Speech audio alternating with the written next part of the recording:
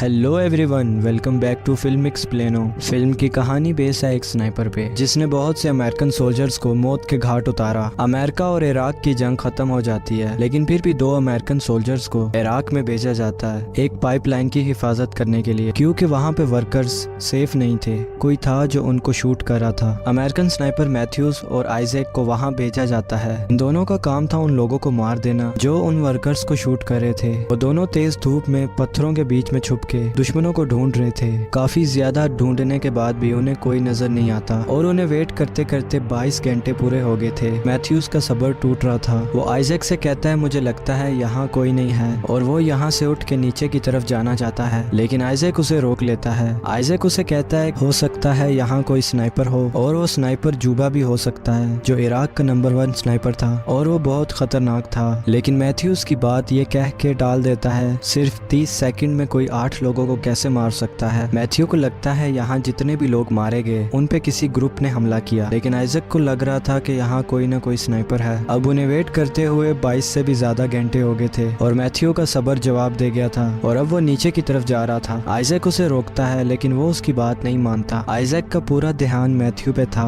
और वो रेडियो पे बात कर रहे थे। मैथ्यू जाके नोट करता है यहाँ पे जितने भी लोग मारे गए उन सबको हेडशॉट लगी थी और मैथ्यू को टांग पे गोली लगती है। आइजैक उसके पास जाता है और वो स्नाइपर आइजैक पे भी गोलियां चलाता है। उनसे बचने के लिए आइजैक जिगजैग में भागता है ताकि वो स्नाइपर आइजैक का निशाना ना ले सके। आइजैक मैथ्यू के पास पहुंचता है और उसके पाँव में भी एक गोली लगती है और वो भी जख्मी हो जाता है। वो स्नाइपर से बचने के लिए पास में मौजूद एक दीवार के पीछे चला जाता है और मैथ्यू दर्द से चीख रहा था। मैथ्यू आइजैक से सॉरी बोलता है क्योंकि उसने उसकी बात नहीं मानी और यहाँ पे आ गया। आइजैक अपनी टांग पे पट्टी बांधता है ताकि खून जाया ना हो और वो हेडक्वार्टर से कांटेक्ट करने की कोशिश करता है ताकि वो मदद बुला सके, लेकिन रेडियो का एंटीना टूट गया था क्योंकि उस स्नाइपर ने सीधा रेडियो के एंटीने को टारगेट किया था ताकि वो बेस से राब्ता ना कर सके। मैथ्यू अपनी राइफल तक पहुंचने की कोशिश कर रहा था, लेकिन आइजैक उसे कहता है कि तुम कोई हरकत ना करो वरना वो स्नाइपर तुम्हें गोली मार देगा। आइजैक दीवार के एक सुराख में अपना स्पॉटर लगा देता है ताकि वो स्नाइपर को ढूंढ सके। वो अपनी टांग में लगी गोली को बाहर निकालता है और बैंडेज लगाता है, लेकिन उसका काफी ज्यादा खून वेस्ट हो गया था। दर्द की वजह से आइजैक बेहोश हो जाता है और जब उसे होश आता है तो कोई रेडियो पे उससे कांटेक्ट करने की कोशिश कर रहा था। उसे लगता है कि कोई हेडक्वार्टर से उससे कांटेक्ट करना चाहता है, इसलिए वो अपना नाम और पोजीशन बता देता है और वो बताता है कि हम दोनों को गोली लगी है और हमें हेल्प चाहिए। तभी उससे पूछा जाता है कि हमें अपनी एग्जैक्ट लोकेशन बताओ या फिर खड़े होकर गोली चलाओ क्योंकि तुम हमें नजर नहीं आ रहे। आइजैक जानता था कि ये रूल्स के खिलाफ है और इसलिए आइजैक को उस आदमी पे शक होने लगता है और वो उसकी बातों को गौर से सुनता है क्योंकि उसका एक्सेंट अमेरिकन की तरह नहीं था। आइजैक समझ जाता है कि ये वही स्नाइपर है जिसने उन पे गोलियां चलाई और वो उसे मारना चाहता है, इसलिए वो उसकी एग्जैक्ट लोकेशन जानना चाहता है। उसे आइजैक की रेडियो फ्रीक्वेंसी मिल गई थी, इसीलिए वो उससे बात कर रहा था। आइजैक उसे कहता है कि मैं जान गया हूँ तुम वही स्नाइपर हो जिसने मुझे शूट किया। अब आइजैक उसे इग्नोर करके बेस में कांटेक्ट करने की कोशिश करता है, लेकिन वो स्नाइपर उससे कहता है कि मुझसे बात करते रहो वरना मैं मैथ्यू को गोली मार दूंगा। इसलिए आइजैक उससे बातें करने लगता है ताकि मैथ्यू जिंदा रहे। वो आइजैक से पूछता है कि तुम्हारी फैमिली में कौन है और तुम स्नाइपर कैसे बने, लेकिन आइजैक उसे कुछ नहीं बताता और उसे बातों में उलझाए रखता है। इसके साथ वो एक मैप तैयार करता है जिसके जरिए वो उसको ढूंढ सके। वो अपने बैग में से पानी की बोतल निकालता है और उसमें पानी नहीं होता क्योंकि स्नाइपर ने उस पे भी गोली मारी थी। वो स्नाइपर कहता है कि मैंने जानबूझ के पानी की बोतल में गोली मारी थी। आइजैक उसे कहता है कि तुम बकवास कर रहे हो, कोई भी इतना परफेक्ट निशाना नहीं लगा सकता। वो स्नाइपर कहता है कि मैंने तुम्हारे रेडियो का एंटीना भी उड़ा दिया और तुम्हारी टांग में भी गोली मारी। अब तुम प्यास से मर रहे हो और तुम्हारा बहुत ज्यादा खून भी जाया हो गया है और तुम बेस से भी कांटेक्ट नहीं कर सकते और ऐसे ही तुम तड़प तड़प के मर जाओगे। तब आइजैक उससे कहता है कि तुम एक आतंकवादी हो। वो इस बात पे हंसने लगता है और कहता है कि तुम लोग हमारे मुल्क में बंदूक लेके आते हो और हम पे ही गोलियां चलाते हो और तुम हमें ही आतंकवादी कह रहे हो। काफी ढूंढने के बाद आइजैक उस स्नाइपर की लोकेशन जान जाता है। वो कचरे के ढेर में छुपा था, लेकिन अभी भी आइजैक को उसकी एग्जैक्ट लोकेशन नहीं पता थी। 24 घंटे कचरे के ढेर में छुप के रहना और वहाँ से इतना परफेक्ट निशाना लगाना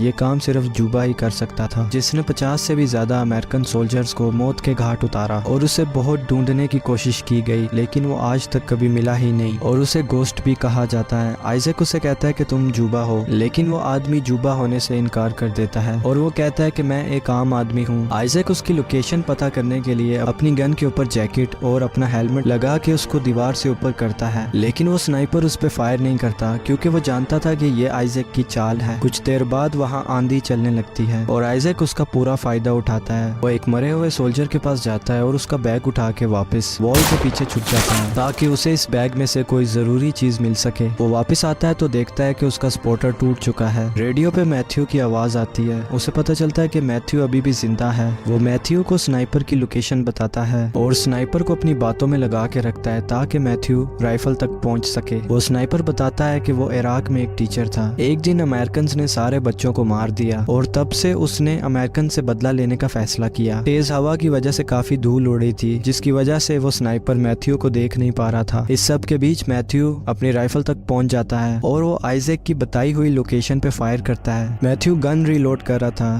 तभी उसकी बाजू पे आके गोली लगती है। जान बचाने के लिए वो आइजैक की तरफ जाने लगता है। इससे पहले ही वो स्नाइपर मैथ्यू को हेडशॉट मार देता है और यहाँ मैथ्यू आइजैक की आंखों के सामने मारा जाता है। ये देख के आइजैक रोने लगता है। उसका दोस्त उसकी आंखों के सामने मारा गया और वो उसे बचा नहीं सका। इसके बाद वो स्नाइपर पूछता है कि वॉर तो कब की खत्म हो गई, इसके बाद भी तुम यहाँ पे क्या कर रहे हो। आइजैक कहता है कि मैं नहीं जानता, मैं बस अपने घर जाना चाहता हूँ और अपनी फैमिली से मिलना चाहता हूँ। स्नाइपर कहता है कि तुम इतनी आसानी से घर नहीं जा सकते। आइजैक को रेडियो पे कुछ आवाज सुनाई देती है। वो बेस से कांटेक्ट करता है, लेकिन उसकी आवाज बेस तक पहुंच नहीं पा रही थी, बस वो उनकी आवाज सुन सकता था। तब वो सुनता है वो स्नाइपर आइजैक बन के हेडक्वार्टर से मदद मांग रहा है। तब आइजैक को समझ आती है कि असल में मरने वाले लोगों ने कभी मदद मांगी ही नहीं, क्योंकि स्नाइपर ने उन्हें पहले ही मार दिया था उनकी इन्फॉर्मेशन पूछ के, और उसी ने बेस पे कांटेक्ट किया था ताकि मदद के लिए और लोग आए और वो उनको भी मार दे। वो ऐसे ही जाल बिछा के एक एक अमेरिकन सोल्जर को मार रहा था। तब आइजैक को यह एहसास होता है कि ये स्नाइपर कितना खतरनाक है। बहुत ज्यादा खून बहने और पानी ना पीने की वजह से आइजैक बेहोश हो जाता है। जब उसे होश आता है तब उसे एक हेलीकॉप्टर की आवाज सुनाई देती है। वो स्नाइपर से बात करने की कोशिश करता है, लेकिन उसे कोई रिप्लाई नहीं मिलता। वो मैथ्यू की गन अपने पास खींच लेता है और उसे नजर आता है कि हेलीकॉप्टर उसके पास आ रहा है। आइजैक उस दीवार को गिरा देता है और कचरे की ढेर की तरफ निशाना लगाता है। स्नाइपर भी आइजैक पे एम करके बैठा था, लेकिन धूल और मिट्टी की वजह से उसे कुछ दिखाई नहीं दे रहा था। वो आइजैक पे फायर करता है और उसकी गन से निकलता हुआ फ्लैश आइजैक देख लेता है और आइजैक ठीक वहीं फायर करता है। इसके बाद स्नाइपर की तरफ से फायर आना बंद हो जाता है, जिससे आइजैक को लगता है कि वो मर गया। आइजैक उठ के खड़ा हो जाता है, लेकिन अभी भी वो अंदर से डर रहा था कि अगर वो जिंदा हुआ तो वो उसे मार देगा, लेकिन आइजैक पे कोई भी फायरिंग नहीं होती। अब आइजैक को कंफर्म हो जाता है कि वो मर चुका है। इतनी देर में हेलीकॉप्टर लैंड करता है और उसके साथ ही आइजैक को उठा के ले जाते हैं। अब वो हेलीकॉप्टर फ्लाई करने लगते हैं, तभी उनके हेलीकॉप्टर पे फायरिंग होती है और वो हेलीकॉप्टर क्रैश हो जाता है और उसने सबको मार दिया। वो स्नाइपर फिर हेडक्वार्टर से कांटेक्ट करता है और उन्हें सारी सिचुएशन बताता है। वो उनके नाम यूज करता है और उनसे मदद मांगता है। ये स्नाइपर और कोई नहीं बल्कि जूबा था। इसके साथ ही ये मूवी यहाँ पे खत्म हो जाती है। मूवी का नाम है द वॉल और ये 2017 में रिलीज हुई थी।